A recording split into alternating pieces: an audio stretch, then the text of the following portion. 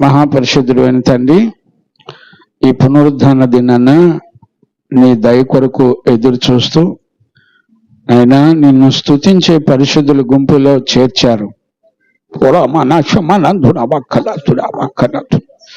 దాటిపోని శాశ్వతమైన నీ కనికరము కలిగిన ప్రేమను మరలా మేము కనులారా చూచినట్లుగా మా మనోనేత్రాలు వెలిగిస్తున్నాం. ఆ దేవుడవు నాయన, వాక్యము నీది, మేమందరం నీ పిల్లలం, నీ సొత్తైన నీ ప్రజలను మీరు దర్శించండి, మీరు మాట్లాడండి నాయన.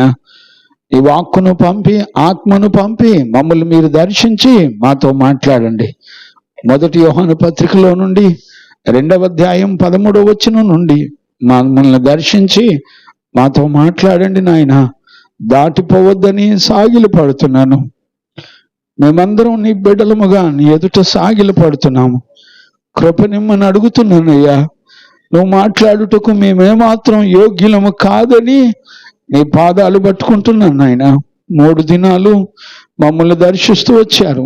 111వ కీర్తన ద్వారా మాట్లాడుతూ వచ్చారు బాబు నాయన. పునరుద్ధాన దినాన కూడా ఈ బిడ్డలమైన మమ్మల్ని అందరినీ జ్ఞాపకం చేసుకోండి. కృప కలుగునట్లుగా సహాయం చేయండి. నీ కృపను విస్తరింపచేయి నాయన. నీ కనికరాన్ని విస్తరింపచేయండి. దయా జాలిని విస్తరింపచేయండి. ఇది నాన్న మా మనోనేత్రాలు వెలిగించి నీ సత్యమును గ్రహించినట్లుగా కృప దయచేయండి. ఎవరిని దాటిపోవద్దయ్యా. నీ వాక్యం వెల్లడవుతూ ఉండగానే వెలుగు కలుగునట్లుగా నాయన, ప్రతి చీకటి గల ప్రాంతంలో వెలుగు ప్రకాశించినట్లుగా కృప దయచేయండి. ఎక్కడ బలహీనతలో ఉన్నామో, ఎక్కడ నాయన నీకు విరోధంగా ఉన్నామో వాటన్నిటిలో నుండి విడిపించండి.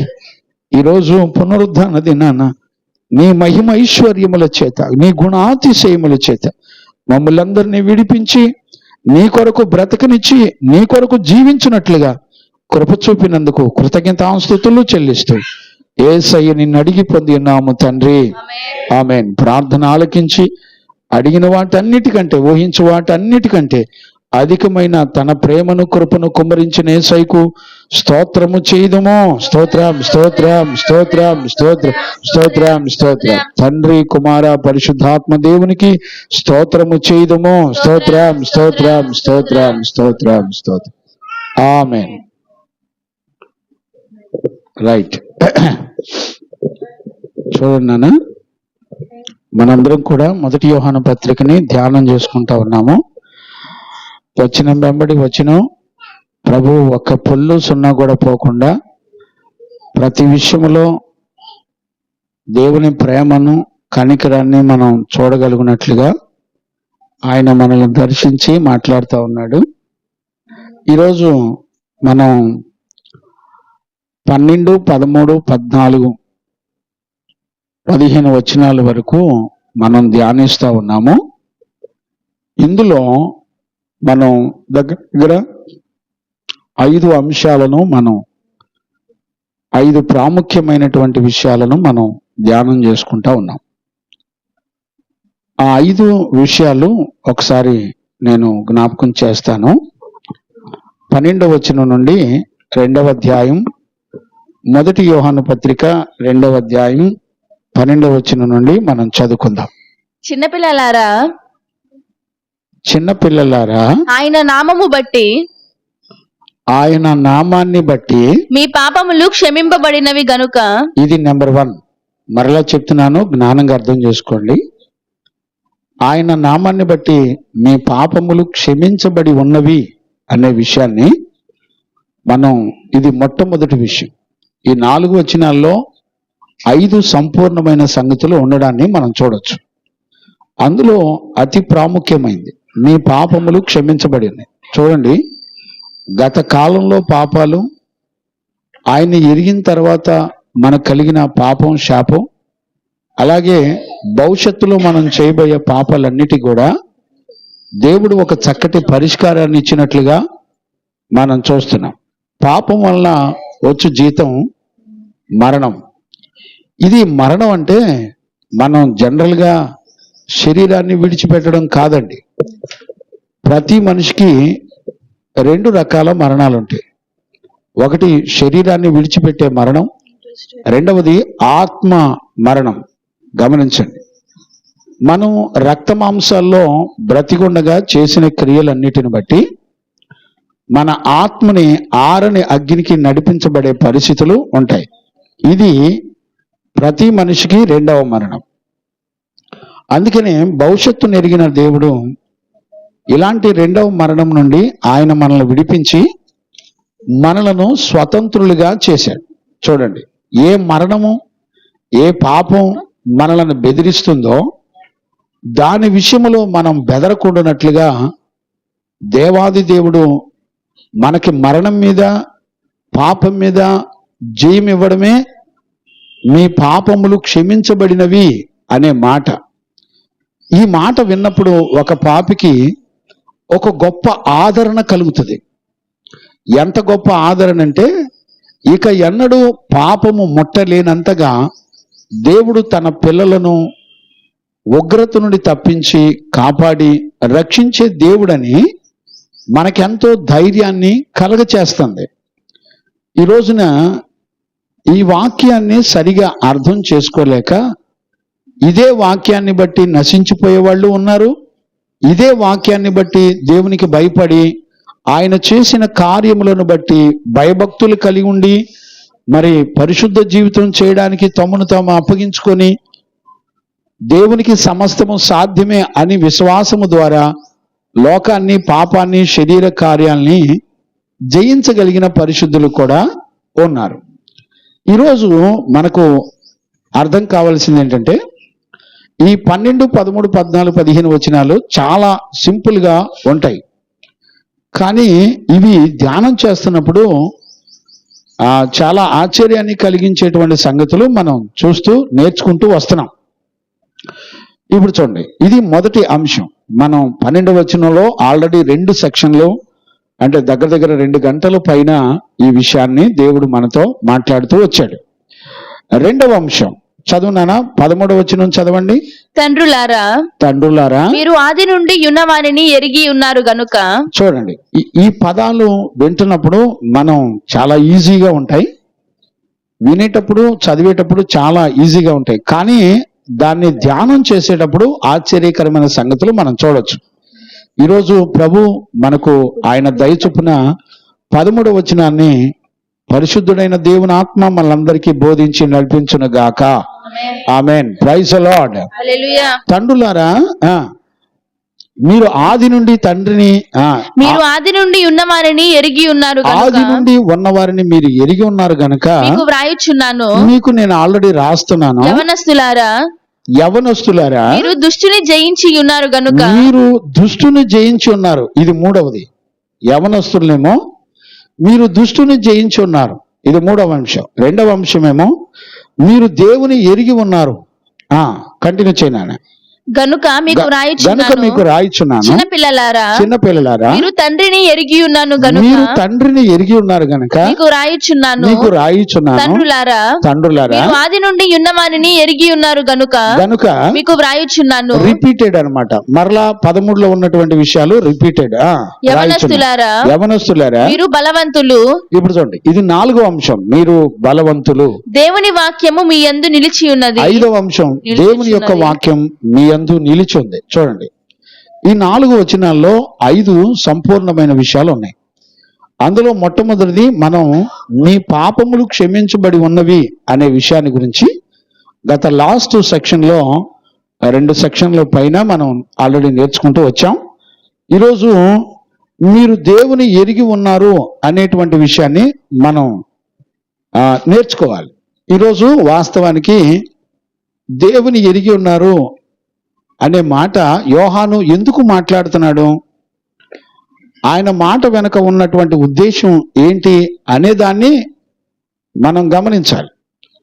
ఇప్పుడు ఈ 12, 13, 14, 15 వచనాల్లో ఉన్నటువంటి విషయాలన్నీ కూడా దేవుని యొక్క సర్వసంపూర్ణతని చూపిస్తా ఉంది. ఇప్పుడు మీరు ఆలోచించండి, దేవుడు లేడనుకోండి, మీరు ఊహించండి, ఈ ప్రపంచంలో ఒక్కటి కూడా పుట్టదు. మరలా అగైన్ మరలా చెప్తున్నాను, చెవిగల వారు విందురుగాక. ఆమేన్.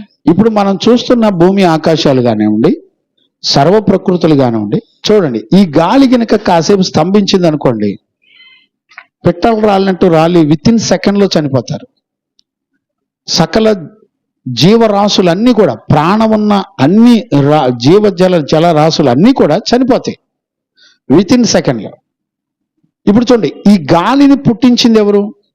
ఆయన ధన నిధిలో నుంచి గాలి అంట ఎప్పటికప్పుడు ఫ్రెష్గా వస్తుందంట. ఒకసారి ఇలా వీచిన గాలి మళ్ళీ వెనక్కి తిరిగి రాదంట. ఎప్పటికప్పుడు నూతనమైన గాలిని దేవుడు పంపిస్తూ ఉంటాడు. మనకు అర్థం కావాల్సింది ఏంటంటే, నీ జీవన సంబంధమైన విషయాల్లో, లేకపోతే సర్వ ప్రపంచ విషయంలో వితౌట్ గాడ్, అంటే యేసుక్రీస్తు ప్రభు లేకుండా నువ్వు బ్రతకడానికి కానీ, నువ్వు చెల్లించడానికి కానీ, ఈ ప్రపంచం నడిపించబడ్డానికి కానీ, కొండలు పర్వతాలు కానీ వాటికి ఏ ఆధారం లేదు. అంటే ఇక్కడ నా ఉద్దేశంలో గమనించాల్సింది ఏంటంటే, నా హృదయంలో ఉన్న తలంపు ఏంటంటే, there was a God's power, ఒక శక్తి వీటన్నిటిని నడిపిస్తున్నాన్ని మనం చూడాలి. ఇప్పుడు ఆయన శక్తి, మహిమ, ప్రభావాలు నిన్ను నన్ను నడిపించకపోతే వీఆర్ యూజ్లెస్. ఇప్పుడు చూడండి, మనం చక్కగా పాడాలి, నీకు స్వరాన్ని దేవుడివ్వాలి, మెమరీ దేవుడివ్వాలి, ఆలోచన దేవుడివ్వాలి. దేవుడి కనుక మనిషికి ఆలోచన, తెలివిని, జ్ఞానాన్ని ఇవ్వకపోతే ఏమాత్రం కూడా ఒక మనిషి అని గుర్తించడానికి కూడా యోగ్యత లేదు. ఇసాక్ గారు బాగా చక్కగా రాసుకుంటున్నారు కదా, చాలా గుడ్ బాయ్. ఆయన ఎప్పుడూ కూడా అలానే రాసుకుంటూ ఉంటారు. ఎందుకంటే ఏ వచనం కూడా దాటిపోకూడదని చక్కగా రాసుకుంటూ ఉంటాడు. ఇన్నేళ్ల నుంచి ఈ లేఖనాలు నేను ధ్యానం చేస్తున్నాను, ఎంత క్లారిటీగా రాసుకుంటానండి. దేవుడు చెప్పిన ప్రతి మాట తలంపు ఎంత క్లారిటీగా రాసుకుంటా. ఆలోచించారా? పిచ్చెక్కింది కాబట్టి, నాకు పిచ్చెక్కిన కుక్కలు ఎట్టా ఉంటారో నన్ను చూడండి. అంతేనా రాయపు గారు? పిచ్చెక్కిన కుక్కలను కన్నావు కదా.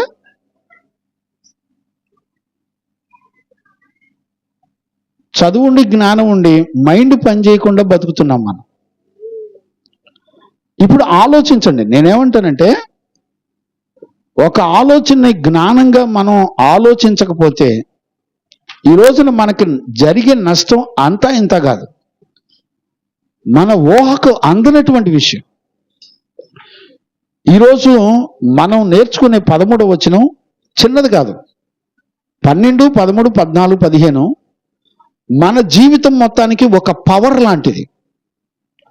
ఇప్పుడు చూడండి, ఇంటికి కరెంటు లేదనుకోండి, ఏ వస్తువులైనా పనిచేస్తాయా? ఇంట్లో ఫ్రిడ్జ్ కానీ, మిక్సీ కానీ, ఫోన్లు కానీ, ఏ వస్తువులు కూడా పనిచేయవు.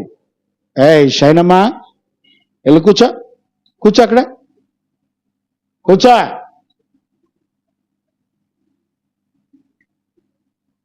వదిలేండి కూర్చుంటుందిలే.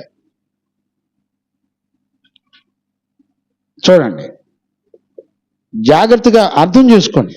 ఇప్పుడు పవర్ లేదనుకోండి, ఏ వస్తువు అయినా పనిచేస్తుందా? అక్కడ దాకా ఎందుకు? మనకి దేవుని ఆత్మ గనుక ఇవ్వకపోతే నీ కన్ను ఉంటుంది, చూడగలుగుతుందా? నోరు ఉంటుంది, మాట్లాడగలుగుద్దా? ఆయన ఆత్మ మన దేహాన్ని గనక పక్కన పెడితే వాట్ అబౌట్? ఇంకా ఏమి ఆలోచించడానికి కూడా ఏముండవు. అవయవాలు అన్నీ ఉంటాయి, కానీ ఏది పనిచేయదు.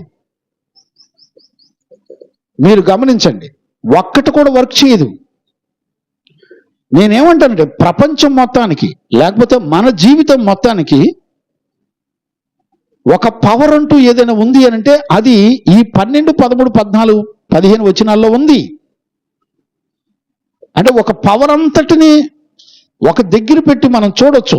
ప్రపంచాన్ని సృష్టించిన పవరు, మనుషులను సృష్టించిన పవరు, సముద్రాలను సృష్టించిన పవరు, ఈ ప్రపంచ భూమి ఆకాశములన్నిటినీ సృష్టించినటువంటి ఒక శక్తి కలిగిన పవర్ని మొత్తం సమకూర్చి ఒక దగ్గర పెడితే మనం ఎలా చూడొచ్చో ఈ 4 వచనాల్లో అలా చూడొచ్చు.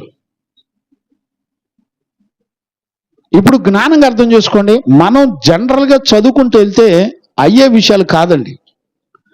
దాని దగ్గర ఆగి ఆత్మలో యోహాను ఏ ఉద్దేశంతో మాట్లాడుతున్నాడు అనేది మనం గమనించాలి. ఇప్పుడు యోహాను హృదయంలోకి తొంగి చూస్తే నాకు అర్థమైనటువంటి విషయం ఏంటో తెలిసిన, ఇదిగో మీ జీవనానికి మీ ప్రాణానికి సమస్తము ఆధారభూతుడైనటువంటి దేవుని యొక్క శక్తిని మీరు ఎరిగి ఉన్నారు అంటున్నాడు.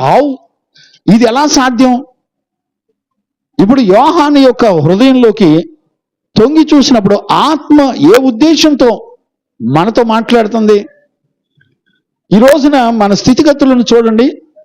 మన పాపములను బట్టి మనం చచ్చిన వారమై ఉన్నాం. చనిపోయిన స్థితిలో ఉన్న వ్యక్తికి ఒక జీవాన్ని అనుగ్రహించి తన పాప మరణ నియమముల యొక్క వాటన్నిటి ఉగ్రతలన్నిటి నుండి దేవుడే మన కొరకు ప్రాణం పెట్టి ఒక పవర్, ఒక శక్తి, నీ పాపములు భూమి ఆకాశములు గతించిన భూత భవిష్యత్ వర్తమాన కాలాల్లో నువ్వు చేయబోయే పాపాలను కూడా ఆయన అంటున్నాడు నిన్ను క్షమించాడు అంటున్నాడు.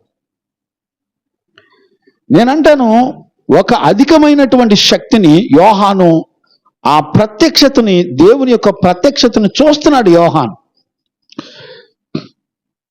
ఈ రోజు వరకు ఇంకా మనం పడిపోవడానికి కారణం ఏంటంటే యోహాను చూసినటువంటి ప్రత్యక్షత వేరు, ఈ రోజున మనం చూసిన ప్రత్యక్షత వేరు. యోహాను ప్రత్యక్షతలో చూసినప్పుడు నీ పాపములు క్షమించబడిని అంటే ఆయన మరి ఎన్నడూ కూడా యోహాను తన జీవితంలో కానివ్వండి, సంఘములో చేర్చబడిన పిల్లల్ని కానివ్వండి, మరి ఎన్నడూ పాపము ముట్టనంతగా దేవుడు పాపములు క్షమించి పరిశుద్ధపరిచాడు. వాళ్ళ దృష్టిలో దేవుని యొక్క ప్రత్యక్షత అలా పొందుకున్నారు. ఈ రోజున మన దృష్టిలో ఏం పొందుకుంటున్నాం?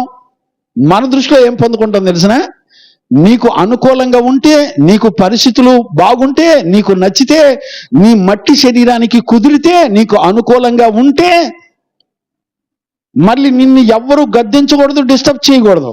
అనుకూలంగా ఉంటే నీకు నచ్చితే వచ్చి కూర్చుంటావు, కాసేపు అలా సంతోషించి వెళ్ళిపోతావు. జాగ్రత్త. నేనేమంటున్నానంటే యోహానుకు దేవుడు చూపించిన ప్రత్యక్షతలో వాళ్ళని ఎన్నడూ కూడా పాపం ముట్టనివ్వలేదే. అనుదినం వాళ్ళకు ఒక ప్రత్యక్షతలు దేవుడు అనుగ్రహించి మాట్లాడుతున్నాడు.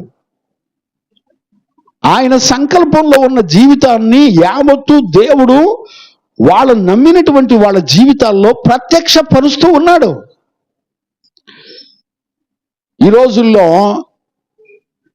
మన విశ్వాసం యొక్క పరిధి ఎంతవరకు ఉంది, ఎలాగ చూడగలుగుతున్నాం అనేది మనకు అర్థం కాకుండా పోతుంది.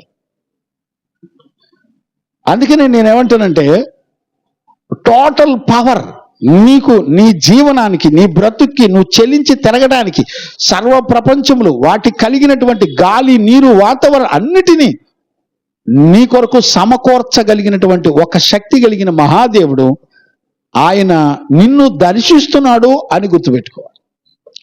ఆయనకి అసాధ్యమైందంటూ ఏదీ లేదు అని గుర్తుపెట్టుకోవాలి.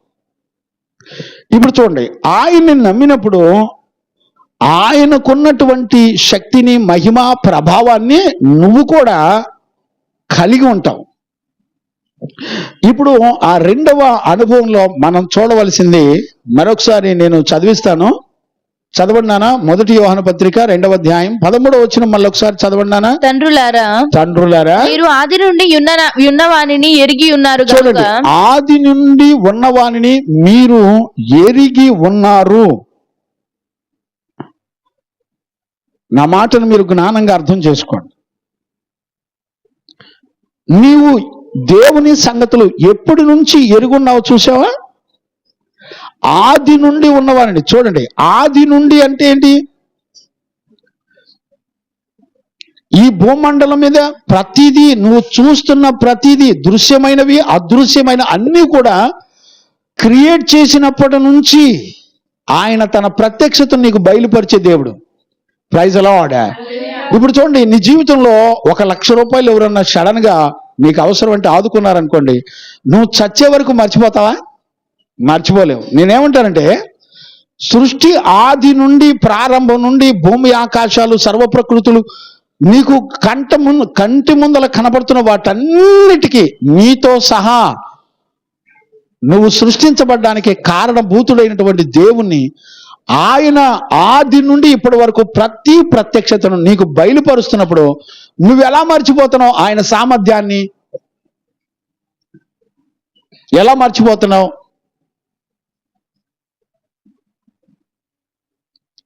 ఎలా గుర్తుపెట్టుకోలేకపోతున్నావు? మనం నిన్న 111వ కీర్తనలో ఆయన చేసిన కార్యాలు జ్ఞప్తికి సూచనగా, ఎప్పుడు నిత్యము జ్ఞాపకార్థ సూచనగా ఆయన నియమించాడు అని మనం చదువుతున్నాం. నువ్వు మర్చిపోవటానికి వీలు లేనంత కార్యాలు దేవుడు నీ జీవితంలో చేస్తాడు. చూడగలిగేవా? నీకు జ్ఞప్తి ఉంటుందా? నీ ఆశలేంటో, నీ శరీర వాంఛలేంటో, నీ కోరికలేంటో, నీ జీవితం ఏంటో, నువ్వు దేవుని కంటే దేనిని ఎక్కువ ప్రేమించినా there is no power in your body.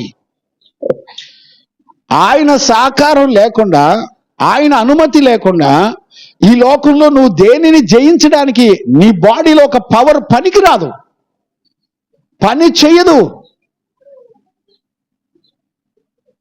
అందుకు యోహాను యొక్క ప్రత్యక్షతను మీరు చూడండి. యోహాను ఏమంటాడంటే, ఆది నుంచి ఉన్న వారిని మీరు ఆల్రెడీ ఎరిగి ఉన్నారు. ఎలా ఎరిగి ఉన్నారు?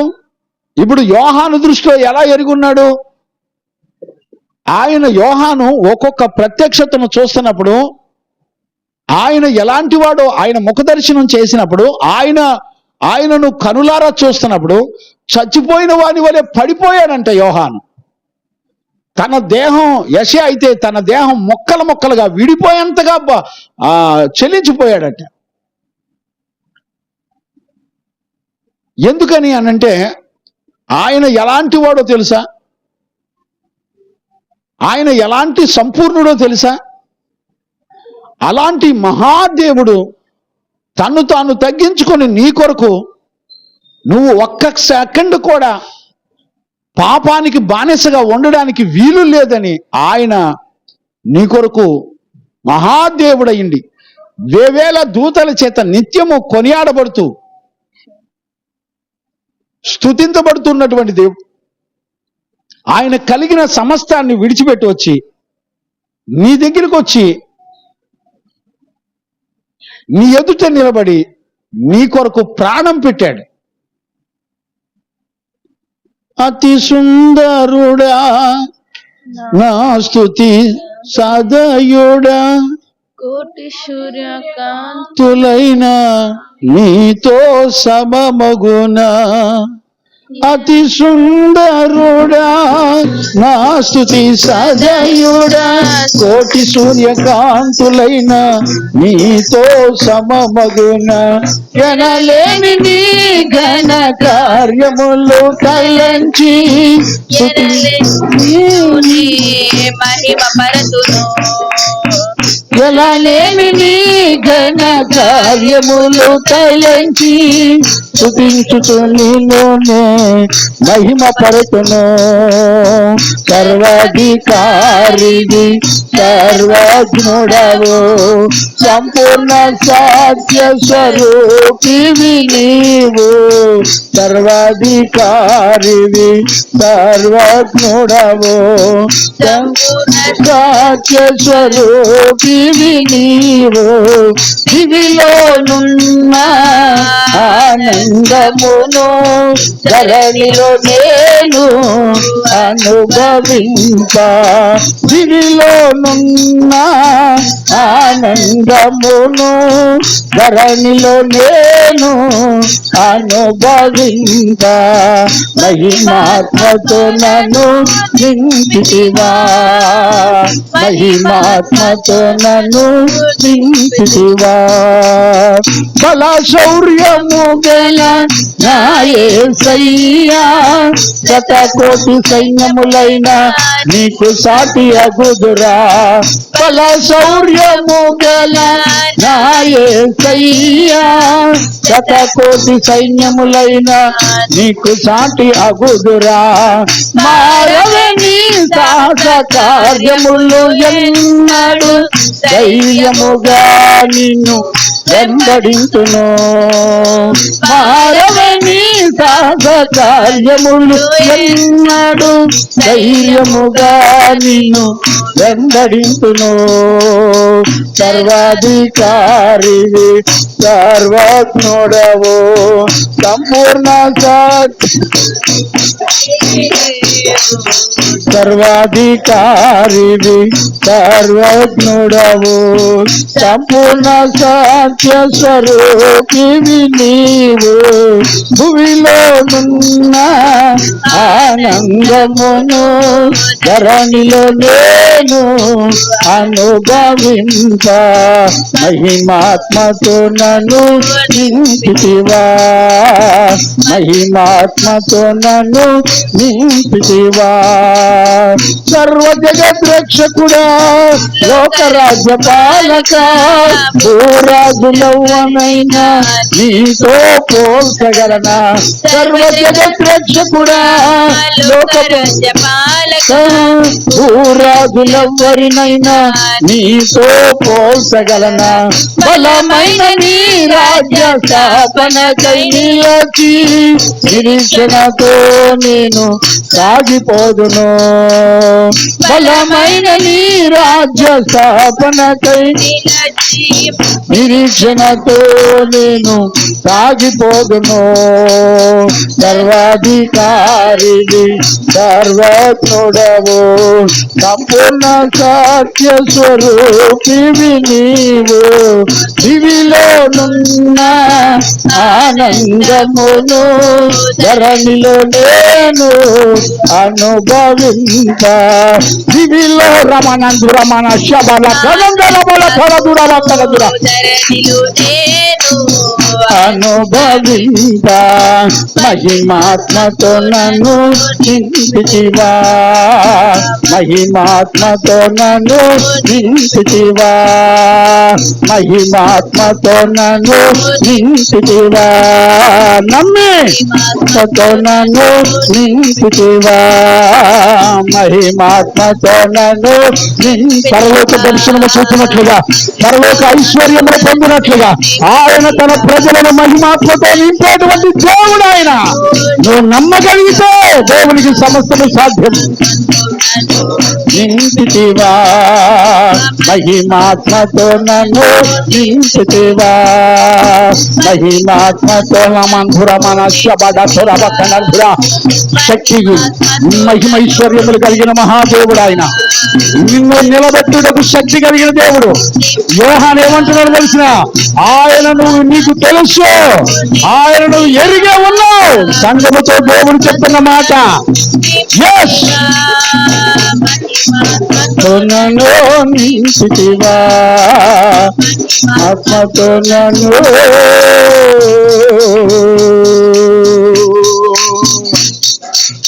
ఒక పరిశుద్ధుని నోట దేవుడు ఏమని పలుకుతున్నాడు తెలిసిన? నువ్వు సంఘమా, నువ్వు ఆయన ఎరుగున్నావు. చిన్న మాటలు కాదండి ఇవన్నీ. యోహాను దేవుని ఎలా ఎరుగుండి ఆ అనుభవంలో నుంచి మన వైపు చూస్తూ సంఘం వైపు చూస్తూ మాట్లాడే మాట. తండ్రులరా మీరు ఆయన ఎరిగి ఉన్నారు. మీరు you know very well. How you know? ఎలా తెలుసుకోగలుగుతున్నావు? నువ్వు ఎలా తెలుసుకోగలుగుతున్నావు తెలిసిన? ఆయన కార్యాలు బలమైనవి. ఆయన మహిమా ప్రభావాల యొక్క శక్తి ఈరోజున నీ జీవితంలో కనులారా చూడగలగాలి. అలా చూసిన అనుభవంతో యోహాను మాట్లాడుతున్నాడు. నీ పైన తండ్రి పరిశుద్ధులు నీతిమంతులు ఆ అనుభవాన్ని ఎరుగుండి నీతో మాట్లాడుతున్నాడు.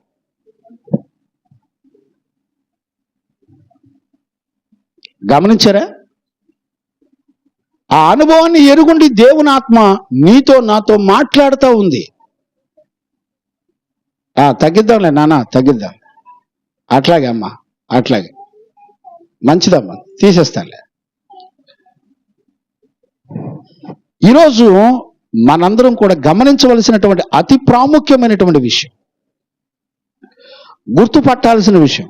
నేనేమంటానంటే, ఒక దైవజనుడి యొక్క ప్రత్యక్షతని నువ్వు గ్రహించగలిగినటువంటి ఆత్మచేత నడిపించబడాలి. ఇది యోహానుకి సంఘం పట్ల దేవుడిచ్చిన ప్రత్యక్షత. ఇప్పుడు ఆ ప్రత్యక్షతలో నుంచి మనందరం కూడా చూడాలి, చూస్తే అర్థమైంది. ఇప్పుడు చూడండి, ఒక దైవజనుడు ఎలాంటి ప్రత్యక్షతతో నీ ఎదుట మాదిరిగా ఉంటున్నాడో మనందరం కూడా అదే ప్రత్యక్షతను కలిగి ఉండి నువ్వు దేవుని ఎరిగి ఉన్నావు అనేటువంటి విషయాన్ని మనం కలిగి ఉండాలి. ప్రైజ్ ది లార్డ్, హల్లెలూయా. ఈరోజు మనందరం కూడా గుర్తుపట్ట. ఇప్పుడు నేనేమంటానంటే, మనం ఎలా ఎరిగి ఉన్నాం, మన పితరులు మన పరిశుద్ధులు వాళ్ళు ఎలా ఎరుగున్నారు, మనం ఎలా ఎరుగున్నాం అనేది అతి ప్రాముఖ్యమైనది. నువ్వు ఎరిగి ఉన్నావు అనడానికి సూచనలు ఏంటి? ఒక మనిషి జీవము గల దేవుని ఎరిగి ఉన్నాను అనటానికి సూచనలు ఏంటి? మనం ఎలా గుర్తుపడతాం? ఇప్పుడు చూడండి, యోహాను యొక్క జీవితంలో లేకపోతే 12 మంది అపోస్తుల యొక్క జీవితంలో మనం ఎలా ఎరుగున్నామో ఒకసారి గుర్తుపట్టండి.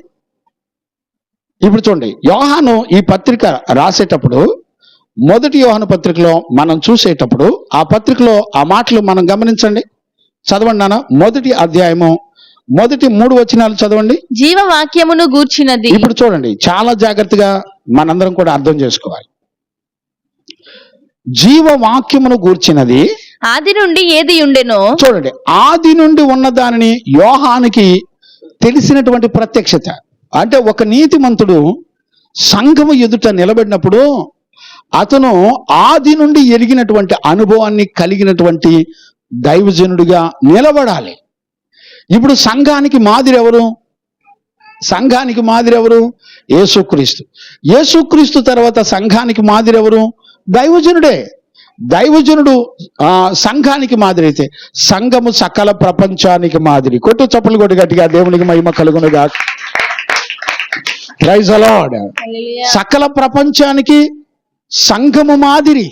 ఇప్పుడు నేను అంటాను, మనము సంఘమేనా? సంఘములో నీతిమంతుడైన యేసుక్రీస్తు యొక్క ప్రత్యక్షత కలిగి ఉండాలి. నిన్ను నడిపిస్తున్న పరిశుద్ధుడు దైవజనుడి యొక్క ప్రత్యక్షతను కలిగి ఉండాలి. ఇప్పుడు నేటికి యోహాను దేవుడు తనకు అనుగ్రహించిన ప్రత్యక్షత ద్వారా లేఖనములోంచి నేటికి మనతో యోహాను మాట్లాడుతూ ఉన్నాడు.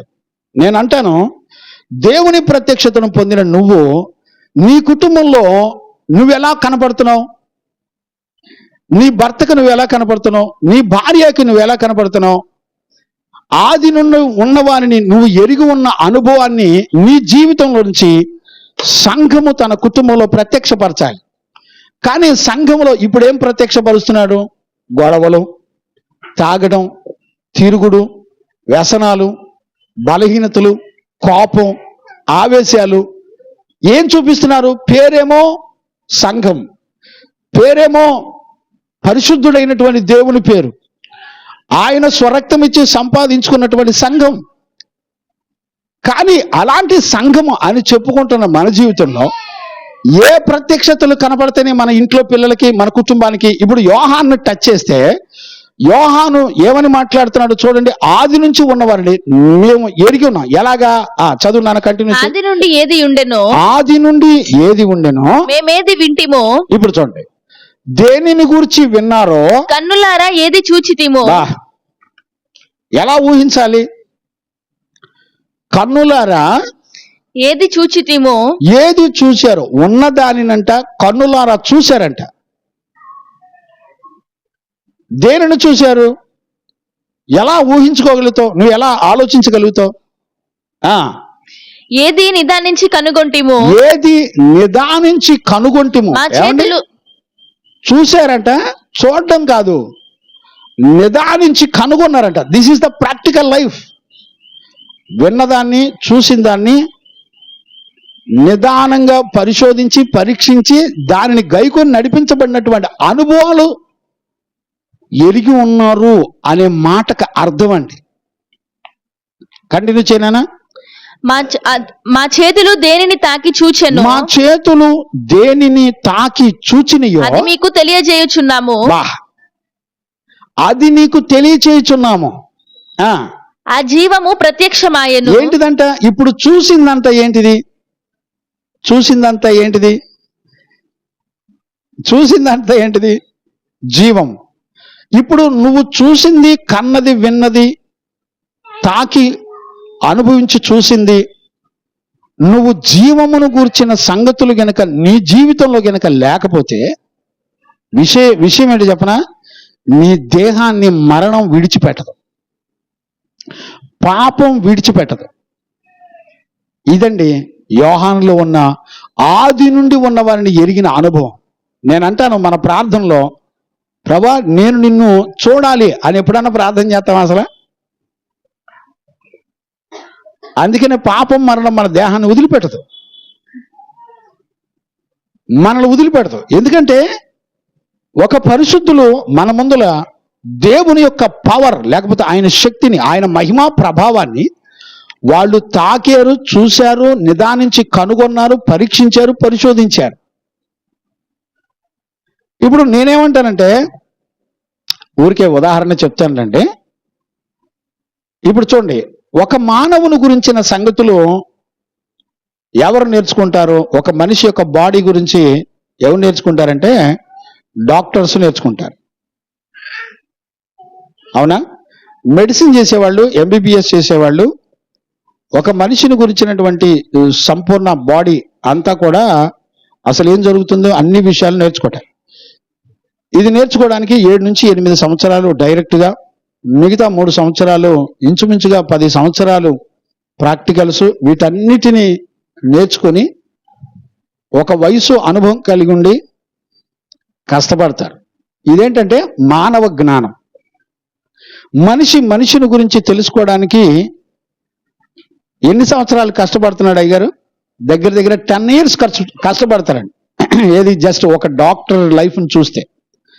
ఓకే, ఒక సైంటిస్ట్ని చూస్తే లైఫ్ లాంగ్, ఫర్ ఎవర్, ఎప్పటికీ ఆయన చనిపోయే వరకు ఏదో ఒకటి కనిపెట్టాలని చూస్తూ ఉంటాడు, కనుగొందామని ఎతుకుతూ ఉంటాడు. ఏదో ఒక దానిలో ఏదో ఒకటి దాచబడి ఉంటుంది. దేవుడు ఆయనకు అసాధ్యమైందంటూ ఏదీ లేదు, ఖచ్చితంగా మనం ఎతకాలి, చూడాలి అని వెతుకుతూ ఉంటారు సైంటిస్టులు అయితే.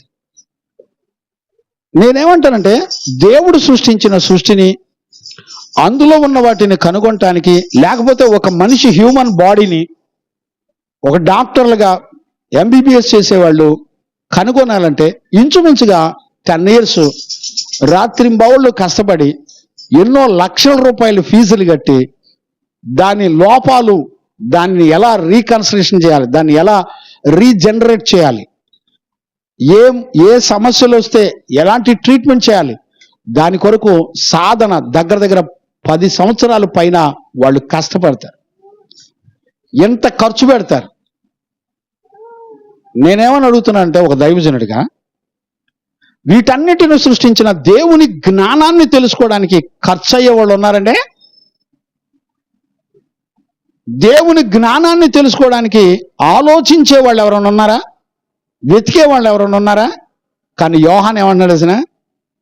దేవాది దేవుని మీరు ఆల్రెడీ ఎలిగి ఉన్నారు. చూడండి, యోహాను దృష్టిలో, దేవుని ఆత్మ యొక్క దృష్టిలో మనకి విలువ ఎంత ఇచ్చాడో చూడండి. దేవుడు మ్యానుఫ్యాక్చరింగ్ చేసేటప్పుడే మన జీవితాన్ని తండ్రితో, ఆయన శక్తితో, ఆయన మహిమా ప్రభావంతో అటాచ్మెంట్ చేసి ఆయన మనలను క్రియేట్ చేశాడు. క్రియేట్ చేసిన తర్వాత మానవుడు, ఆదాము అవ్వలు చూడండి, నిత్యము ఎప్పుడు చూసినా దేవునితో తప్ప మరొకరితో జీవించినట్లుగా ఎక్కడా కూడా లేఖనాల్లో రాయబడలా. ఎప్పుడైతే మానవుడు ఆజ్ఞను అతిక్రమించినాడో వెంటనే దేవుని యొద్ద నుండి, జీవము నుండి వేరైపోయిన వెంటనే మరణం, పాపం, నియమం ఏలుబడి చేసింది. ఇప్పుడు నేను అడుగుతున్నాను,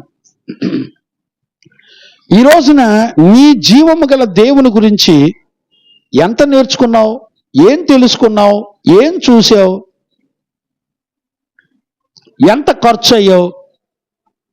నీ జీవితంలో ఎంత ఖర్చు అయ్యావు? ఒక మనిషిని గురించినటువంటి హ్యూమన్ బాడీ గురించి 10 ఏళ్ళు 20 ఏళ్ళు కష్టపడి తెలుసుకొని సాధన చేసి దాన్ని ఏదో ఒక రకంగా బాగు చేయాలని చూస్తున్నారే. నేనేమంటామంటే నీ పాప రోగాన్ని బాగు చేసి నీకు పరిశుద్ధ జీవితాన్ని ఇచ్చి మహిమగల ఆయన పరలోక రాజ్యంలో నిత్యానిత్యము నిన్ను ఆయనతో కూడా ఉంచేటువంటి ఒక శ్రేష్టమైన భాగ్యాన్ని దేవుడు నీకు ఎలా అనుగ్రహిస్తున్నాడో, నువ్వు దేవుని గుణాలేంటో, ఆయన బలశౌర్యములేంటో, ఆయన మహిమ ప్రభావాలేంటో ఎతికావా? కనుగొన్నావా? నీకు తినటానికి, తాగడానికి, సుఖభోగాలు అనుభవించడానికి తీరిక లేదు. ఒక మానవుడు ఒక తోటి మానవుడు గురించి ఆలోచించడానికి, ఆ విషయాల గురించి ఎరిగి నడిపించబడ్డానికే తీరిక లేదు. మానవుడు గురించి తెలుసుకొని నువ్వు పరలోకమైన వెళ్తావా? దేవుని రాజ్యానికి వెళ్తావా? చూపించండి.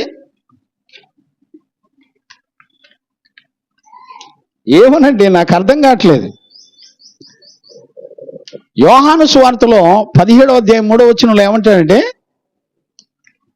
ఆ మాట చదవండి నాన్న. నేను మీతో చెప్పిన మాటను బట్టి మీరిప్పుడు పవిత్రులై ఉన్నారు. చూడండి, మాట ఒక మనిషిని, దేవుడు మాట్లాడిన మాట ఒక మనిషిని పవిత్రపరుస్తుంది. గుర్తుపట్టగలిగేవా? కంటిన్యూ చేయనా? నా యందు నిలిచియుండుడి, మీ యందు నేనును నిలిచియుందును. నా యందు మీరు నిలిచి ఉండండి, నేను కూడా మీ యందు నిలిచి ఉంటా. ఎవరు కూడా నీ యందు నిలిచి ఉంటారు తెలుసా? చూసావు ఎప్పుడన్నా? ఆయన జీవాధిపతి అండి. ప్రతి జీవమునకు ఈ భూమండలం మీద కారకుడు ఆయనే. ప్రాణమున్న ప్రతి జల రాసులు అన్నిటికీ ఆయనే ఆధారం. చదువునానా? తీగ ద్రాక్షవల్లిలో నిలిచి ఉంటేనే గాని తనంతట తానే ఎలాగూ ఫలింపదో. యోహాను సువార్త 17:3 17:17 చూడు, సత్యవంతుడైన దేవుడు నిన్ను అద్వితీయ సత్య దేవుడైన నిన్ను. ఇప్పుడు చూడండి, అద్వితీయ సత్య దేవుడైన నిన్నును నీవు పంపిన యేసుక్రీస్తును ఎరుగుటయే నిత్య జీవము. ఇప్పుడు గమనించారా? నిన్నును నీవు పంపిన యేసుక్రీస్తుని ఎరిగి ఉండటమే నిత్య జీవం. నానా, నువ్వు ఎరిగి ఉన్నావు అంటున్నాడు యోహాను. దేవునికి మహిమ కలుగును గాక. Praise the Lord. హల్లెలూయా. ఇప్పుడు ఎలా ఎరిగి ఉన్నారు అనేది ఇక్కడ ప్రాముఖ్యం. ఎరిగి ఉన్న దేవుని ఎరిగి ఉన్న బిడ్డలకున్న ప్రత్యక్షత, వాళ్ళని ఎలా గుర్తుపడతాం ఈ లోకంలో? ఇప్పుడు యోహాను సంఘంతో మాట్లాడేది ఏంటంటే, నానా నువ్వు ఎరిగి ఉన్నావు. ఎవరెవరిని ఎరిగి ఉన్నావు? నీ తండ్రిని ఎరిగి ఉన్నావు, ఆయన పంపిన కుమారుని కూడా నువ్వు ఎరిగి ఉన్నావు. అందుకు ఎరిగి ఉండడాన్ని బట్టి నీవు నిత్య జీవం గలవాడవు అని చెప్తున్నాడు.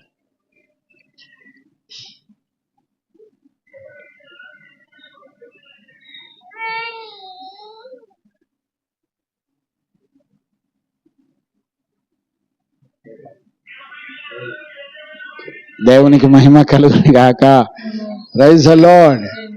చూసారా, నేను నేర్పని అలవాటు వాళ్ళకి ఎట్టొచ్చిందా? బాత్రూమ్కి వెళ్ళాడు, వాడి మనసంతా వాక్యం వింటారులా. బాత్రూమ్కి వెళ్ళాడు, బట్టలు తీసాడు, మొత్తం తగిలించుకున్నాడు, టక్కేసుకొని వచ్చాడు. బెల్ట్ పెట్టడం తెలియక మొత్తాన్ని దాన్ని ఎట్టగొట్ట తగిలిచ్చాడు. చూసారా వాడి బ్రెయిన్ ఎట్ట పని చేస్తుందా? ఫాదర్స్ ట్రైనింగ్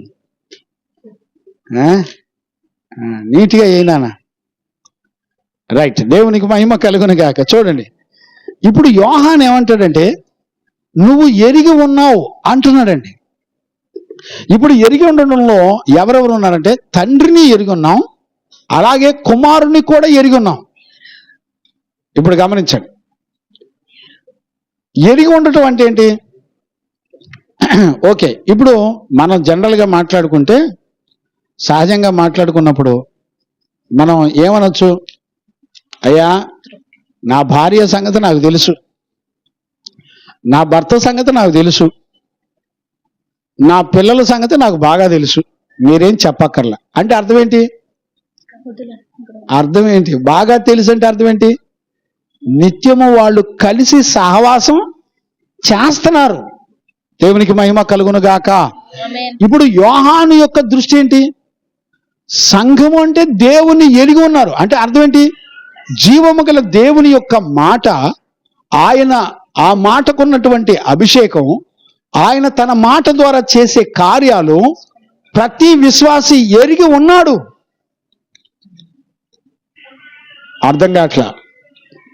అర్థమైతే ఆనందపడే వాళ్ళు ఉంటారు, ఎందుకంటే మనకు అర్థం కాదుగా. నేను మీకు ఎలా చెప్పాలో నాకు అర్థం కావట్లేదు. చూడండి, అనేకులు ఆయన శక్తిని ఎరగకున్నారు అని అంటారు. ఎట్లాగా? ఇప్పుడు చూడండి, నేనున్నాను, గంటన్నర సేపు అనర్గళంగా వాక్యాన్ని టపా టపా మాట్లాడి ఆయన గురించిన సంగతులన్నీ చెప్పగలను. కానీ ఆయన మాటలో ఉన్న పవర్ మాత్రం నా దగ్గర ఉండదు. నా మాట జ్ఞానంగా అర్థం చేసుకో. ఆయన మాట వినటం వలన వచ్చే పవిత్రత నా దగ్గర ఉండదు. ఆయన మాట వినటం వలన వచ్చేటువంటి జ్ఞానం నా దగ్గర ఉండదు. అంటే ఆయన గురించి ఎరుగున్నాను, అంటే వినటం వలన ఎరుగున్నాను, అది నాకు తెలుసు. తెలిసిన దానిని ఎంతో అనార్గళంగా, ఇప్పుడు చూడండి, ఒక మెడికల్ రిప్రజెంటేటివ్కి యేసుక్రీస్తుని గురించి కనుక నువ్వు ప్రకటిస్తే నీకు 50,000 శాలరీ ఇస్తానండి. ఒక పాస్టర్ ప్రసంగం చేసిన దానికంటే అద్భుతంగా చెప్పగలడు ఒక అన్యజనుడు. కానీ దేర్ ఇస్ నో పవర్ ఉండదు, కానీ అక్షరంగా చెప్పగలరు. కానీ ఆత్మీయ స్థితిలో వాళ్ళు ఎరగరు. ఇప్పుడు మన భక్తి కూడా అంతే, అక్షరానుసారంగా గుడికి వెళ్తాం అంతే. అక్షరానుసారంగా గుడికి వెళ్ళి మనం దేవుని యొక్క శక్తిని ఎరగకుండినట్లుగా మనం బ్రతుకుతూ ఉంటాం. అందుకనే చూడండి, మనల్ని బట్టి ఒక్క విశ్వాసి కూడా దేవుని నమ్మి మన దగ్గరికి రాడు. అవసరమైతే విశ్వాసులను చెడగొట్టే ఒక నాశనకరుడుగా మనం తయారవుతాం. ఎలాగా? కొద్ది కాలం నమ్మి మరలా పాపంలో పడిపోయి మన ఇష్టం వచ్చినట్టు బతుకుతాం చూసా. అతని వల్ల సంఘానికి, ప్రపంచానికి, ప్రతి విశ్వాసికి భయంకరమైన ప్రమాదాలు జరుగుతాయి. అతను చూసి ఏమంటారు తెలిసిన, ఏముందండి పలానోడు గుడికి వెళ్ళాడు, 4 రోజులు వెళ్ళాడు, 5వ రోజున ఆడిష్టం వచ్చినట్టు బతుకుతున్నాడు. ఏముందండి ప్రార్థనకి గుడికి వెళ్ళే వాళ్ళందరూ మేమేం చూసి నమ్మమంటావు? ఎలాంటి దేవుడు, ఎలాంటి మహాపరిశుద్ధుడు ఆయన పేరు పెట్టుకొని, ఆయన నామం పెట్టి, ఆయన నామాన్ని బట్టి, అందుకనే మీ పాపములు ఆయన నామాన్ని బట్టి క్షమించబడ్డాయని రాశాడు. గుర్తుపట్టారా? ఆయన నామాన్ని బట్టి క్షమించబడ్డాయని రాశాడు. ఆయన నామం ఉంటుంది ఇక్కడ. నువ్వు క్షమించబడ్డానికి ఆయన నామం పరిశుద్ధమైన నామం. గుర్తుపడుతున్నారండి? ఊహించగలుగుతున్నారా? దేవునికి మహిమ కలుగును గాక. ఇప్పుడు నేనేమంటానంటే, ఒక వ్యక్తి దేవుని యొక్క శక్తిని, ఆయన మహిమా ప్రభావాన్ని, ఆయన్ని ఎరిగి ఉన్న అనుభవాన్ని ఒక వ్యక్తిలో ఉందా లేదా అనేది మనం ఎలా గుర్తుపట్టగలుగుతాం? ఎలాగా? చూడండి, నేను ఒక మాటను జ్ఞాపకం చేస్తాను. చూడండి, దానియేలు పుస్తకం 11వ అధ్యాయం 32వ వచనాన్ని మనం చదువుకుందాం. అందుకు అతడు ఇచ్చకపు మాటలు చెప్పి, చూడండి, అందుకతడు 11వ అధ్యాయం 32వ వచనం చదువునానా. అందుకతడు ఇచ్చకపు మాటలు చెప్పి నిబంధనను అతిక్రమించు వారిని వశపరుచుకొనును. అయితే తమ దేవుని నెరుగువారు, తమ దేవాది దేవుని ఎరిగినటువంటి వారు బలము కలిగి, ఇప్పుడు చూడండి, దేవుని ఎరిగిన వాడు, నాకు దేవుడు తెలుసు అని అంటే ఎలా ఉంటారంట వాళ్ళు? బలము కలిగి గొప్ప కార్యములు చేసెదరు. చప్పట్లు కొట్టండి గట్టిగా, దేవునికి మహిమ కలుగును గాక. Praise the Lord. హల్లెలూయా. నేను అడుగుతున్నాను, నేను దేవుని ఎరిగి ఉన్నాను అని నేను గనుక నోటితో చెబితే నేను ఎలా కనపడతానంట? ఎలా కనపడతాను చెప్పండి? Praise the Lord. హల్లెలూయా. బలము కలిగి గొప్ప కార్యములు చేసేటువంటి పిల్లలుగా ఉంటారట. గొప్ప కార్యాలంటే ఏంటి? గొప్ప కార్యాలంటే ఏంటి? మనిషికి అసాధ్యమైనటువంటి కార్యాలు దేవుడు నీ ద్వారా జరిగిస్తాడు. ఇసాక్, దేవుడు ఎవరి ద్వారా జరిగిస్తాడు? నమ్మాలిగా, ఆ విషయం నీకు తెలియాలిగా. తెలుసు అసలు నీకు? తెలిస్తే ఏం చేస్తావు? తెలిస్తే ఏం చేస్తారు? ఇప్పుడు మీ నాన్నగారు రోజు నీకు ఇష్టమైన బిర్యానీ పలావ్ పెడుతున్నాడు అనుకోండి. ఇప్పుడు డాడీ నీకు ఎందుకు గుర్తొస్తాడు? ఎందుకు గుర్తొస్తాడు? తినటానికి తాగడానికి గుర్తొస్తాడు. ఇప్పుడు నేను అడుగుతాను, దేవుడు ఎందుకు గుర్తు రావాలి నీకు? దేవుడు ఎందుకు గుర్తు రావాలంటే ఆయన చెప్తున్నాడు దానియేలు పుస్తకంలో, ఎన్నో రెఫరెన్స్లు ఉన్నాయి. దానియేల్లో ఎన్ని కావాలంటే అన్ని ఇవ్వచ్చు.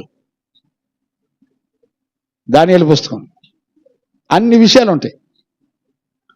12 అధ్యాయాల్లో ఎన్ని విషయాలు కావాలంటే అన్ని విషయాలు తవ్వుకోవచ్చు. ఒక నీతి ఉంటుంది. అదే కాదండి, ఏ పుస్తకంలో చూసినా ఒక నీతి ఉంటుంది. మళ్ళీ చదువునా చెవిగల వారు విందురు గాక. అందుకతడు ఇచ్చకపు మాటలు చెప్పి నిబంధన అతిక్రమించు వారిని వశపరుచుకొనును. అయితే తమ దేవుని నెరుగువారు. చూడండి, ఇచ్చకపు మాటలు చూడండి, దేవుని ఎరిగిన వారు చూడండి. చాలా ఎంత జాగ్రత్తగా మనం గుర్తుపట్టకపోతే వీళ్ళు దేవుని ఎరగనటువంటి వాళ్ళు ఎలా ఉంటారంటే, ఎంతసేపటికి వాళ్ళకి ఇచ్చకపు మాటలతోనే వాళ్ళు మాటల గారిడీలను మాట్లాడుతూ ఉంటారు. మా అంత భక్తి పొరలేరు. మేమెవరో తెలిసినా హోసన్న, మేమెవరో తెలిసినా విన్సెంట్ పాలాయ్ గారి చర్చి, మేమెవరో తెలిసినా పెంతెకోస్తు చర్చి. ఇక చూడండి, ఇక వాళ్ళ మాటలకి వాళ్ళ జీవితంలో ఉన్న జీవితానికి అసలు సంబంధాలే ఉండవు. ఎరిగి ఉండరు. గుర్తుపట్టారా? ఎరగరండి. ఇప్పుడు ఎరిగిన వారు ఎలాగుంటారో చూడండి. వాళ్ళకి ఇచ్చకపు మాటలు ఉండవు. ఇప్పుడు వాళ్ళ దగ్గర ఏముంటాయంట? చదువునానా? అయితే తమ దేవుని నెరుగువారు, తమ దేవుని ఎరిగినటువంటి వారు బలము కలిగి గొప్ప కార్యములు చేసెదరు. బలము కలిగి గొప్ప కార్యములు చేసెదరు. జనములలో బుద్ధిమంతులు అనేకులకు బోధించుదురు గాని వారు బహుదినములు ఖడ్గము వలనను అగ్ని వలనను కృంగి చెరపెట్టబడి హింసింపబడి దోచబడుదురు. వారు కృంగిపోవు సమయమందు వారికి స్వల్ప సహాయము దొరుకును.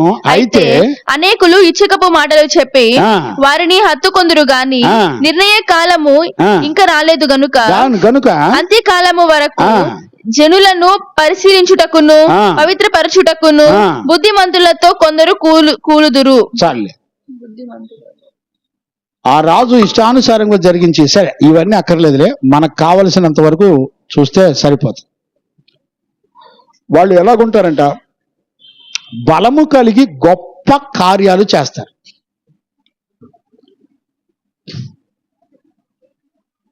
ఇప్పుడు చూడండి, బలము కలిగి గొప్ప కార్యం అంటే బలము ఎవరిది?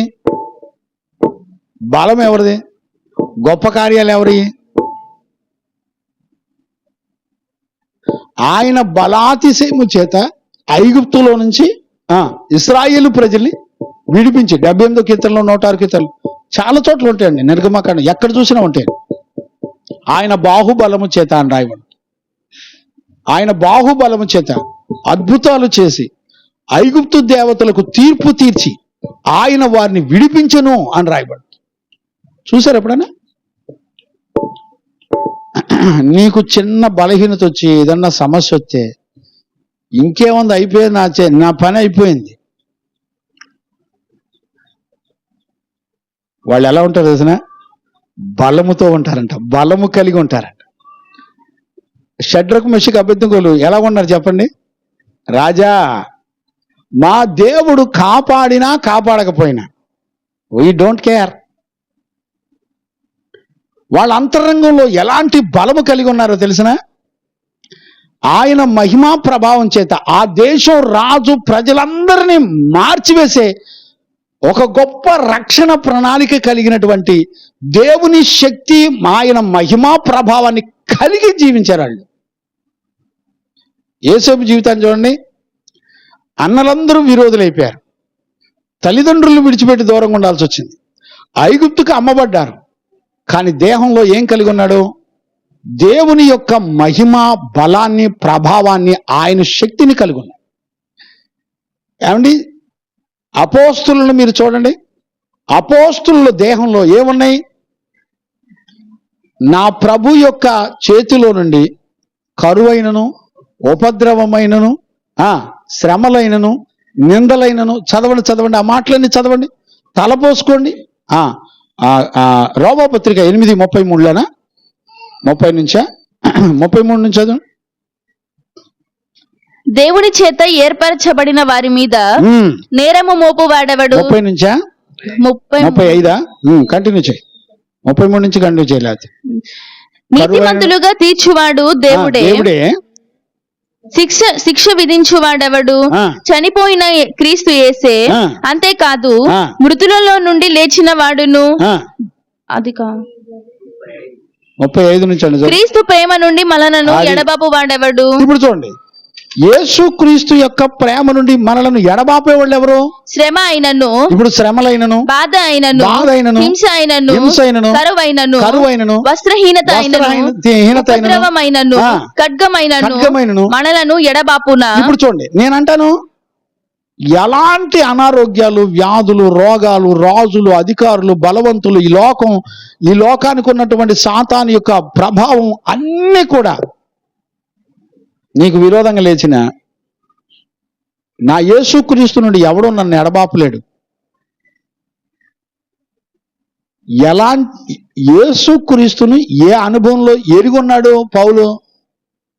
ఇప్పుడు నిన్ను నన్ను టచ్ చేస్తే ఒక జ్వరం తగలా. ఇప్పుడు ఏముంటుంది నీ మైండ్లో? నువ్వు దేవుణ్ణి నమ్మానంటావు, ప్రార్థనకి వెళ్తున్నానంటావు, దశం భాగాలు ఇస్తున్నానంటావు, కానుకలు ఇస్తున్నానంటావు, అన్నిటిలో ఉంటావు. కానీ ఇప్పుడు నీ మనసులో ఏముంటుంది? నేను చచ్చిపోతానేమో, అయ్యో నేను పడిపోతానేమో, నేను ఉండలేను, నేను తాకుండా ఉండలేను, నేను నిలబడకుండా ఉండలేను, నేను కూలిపోతానేమో.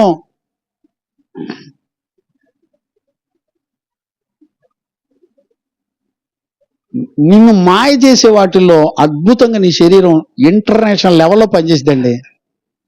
నిన్ను మాయ చేయటంలో గొప్ప ఆయుధం ఏంటో తెలిసిన నీ శరీరం. నువ్వు తిని తాగి దిట్టంగా తిరుగుతుంటే ఎట్ట ఉంటుంది తెలిసిన? నున్నగా ఊరపంది ఉన్నట్టు ఉంటావు.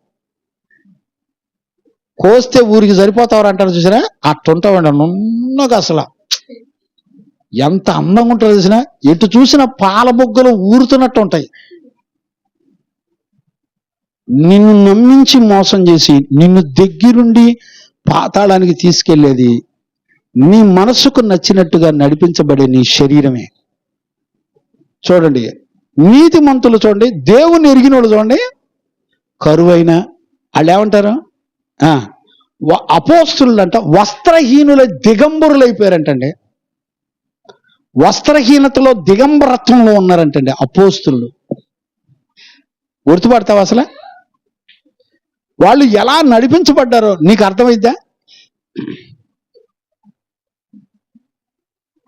వాళ్ళు అంటారు, మేము ఎరిగొన్న దేవుడు ఆయన ఎలాంటి వాడు మాకు తెలుసు. దానియేలుని అడగండి, దేవుడు ఆయన ఎలాంటి వాడు నాకు తెలుసు.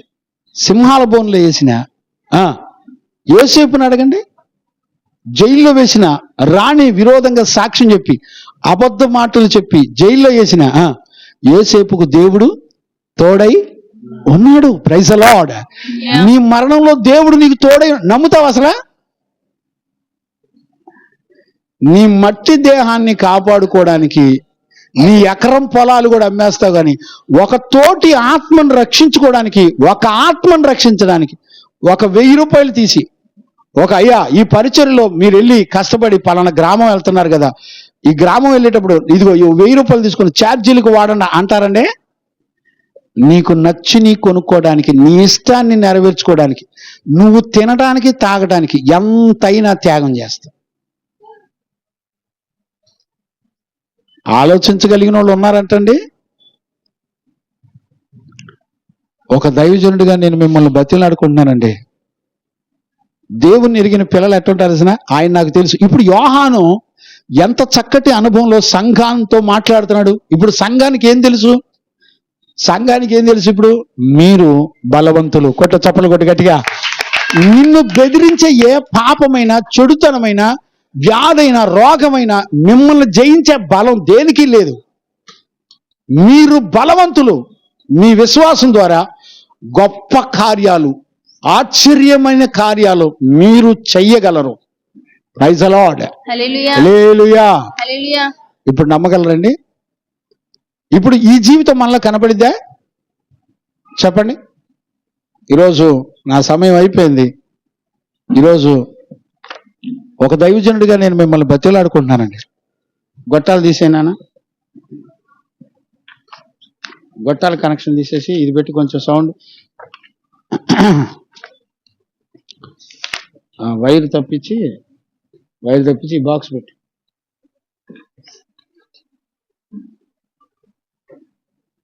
దేవునికి మహిమ కలుగును గాక. ఆమేన్. ఇదిగో ఈ wire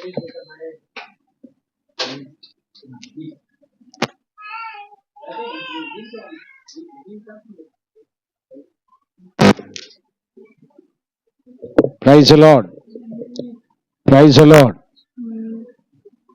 praise the lord.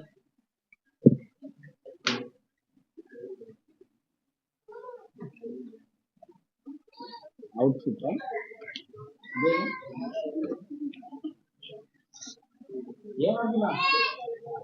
Connection తీశారు, ర్యాంప్ కనెక్షన్ తీశారు అంతే. Praise the Lord. హల్లెలూయా. సరే, నెక్స్ట్ క్లాస్ లో దీన్ని కంటిన్యూ చేద్దాం, సమయం సరిపోవట్లేదు. Praise the lord. బల్లారాధన కూడా ఉందిగా. ఓకే, ముగిస్తాను. దేవునికి మహిమ కలుగును గాక. Praise the Lord. ఈరోజు ఈ పునరుద్ధాన దినాన నువ్వు నేను ఎలా ఎరుగున్నావు అనేది ఇక్కడ ప్రాముఖ్యమైనది. మరొకసారి ఆ మొదటి యోహాను పత్రిక 2:13 ఒకసారి చదువునానా? తండ్రులారా, మీరు ఆది నుండి ఉన్నవారిని ఎరిగి ఉన్నారు గనక మీకు వ్రాయుచున్నాను. ఇప్పుడు చూడండి, మీరు ఆల్రెడీ ఎరిగి ఉన్నారు గనక మీకు రాస్తున్నాను.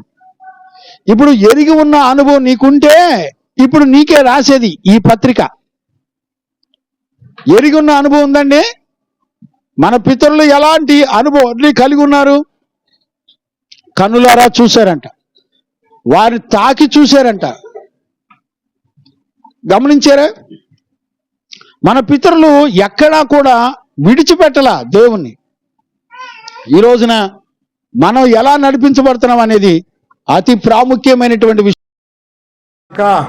Praise the Lord. హల్లెలూయా. కనుక ఈ పునరుద్ధాన దినాన మనకు అర్థం కావలసినటువంటి అతి ప్రాముఖ్యమైనటువంటి విషయం ఏంటంటే, మనం జీవము గల దేవుని విషయాల్లో మనం ఎరిగిన వారిగా ఉండాలి. ఎరిగినప్పుడు బలము, ఆయన మహిమా ప్రభావాలు కలిగిన వారిగా మనం నడిపించబడతాం. గొప్ప కార్యాలు చేస్తామని లేఖనాల్లో చెప్తున్నాయి. దేవునికి మహిమ కలుగును గాక. చూడండి నాన్న, మీకా పుస్తకం 5వ అధ్యాయం. ఛార్జింగ్ పెట్టి సర్లే, లేకపోయినా పర్లేదు. రైట్, ఇక్కడ చూడండి, మీకా పుస్తకం 5వ అధ్యాయం 7 నుంచి 9 వరకు చదవండి నాన్న. మీకా పుస్తకం 5వ అధ్యాయం 7 నుంచి 9 వరకు. యాకోబు యొక్క సంతతిలో శేషించినటువంటి వారు, అబ్బా, శేషించినటువంటి వాళ్ళు యెహోవా కురిపించు మంచు వలెను, మనుషుల యొక్క ప్రయత్నము ఏమీ కూడా లేకుండాను, అబ్బా, నరుల యొక్క యోచన లేకుండాను, గడ్డి మీద పడు వర్షము వలెను ఆయా జనముల మధ్య ఉందరు. చూడండి, ఏ మనుషుల యొక్క సహాయం లేకుండా కేవలం బలం కలిగిన వాళ్ళు ఎట్టుంటారు తెలిసిన, కేవలం దేవుని సహాయం మీద మాత్రమే ఆధారపడతారు. అది ఎలాగుంటుంది తెలిసిన, మంచు కురిసినట్టుగా, వర్షము పంటల మీద వర్షము కురిసినట్టుగా ఉంటుందంట. అలాగున వాళ్ళు దీవించబడతారు, ఆశీర్వదించబడతారు. ఈ రోజున మనుషుల మీద, మనుషుల మాటల మీద ఆధారపడకుండా దేవుని మీద ఆధారపడే వాళ్ళే బలవంతులు. దేవునికి మహిమ కలుగును గాక. Praise the Lord. అన్ని పరిస్థితుల్లో దేవుని దిక్కుగా చేసుకునే అనుభవాన్ని కలిగిన వారే దేవుని ఎరిగిన వారు. ఈరోజున ఎలా ఎరుగున్నారు చెప్పండి?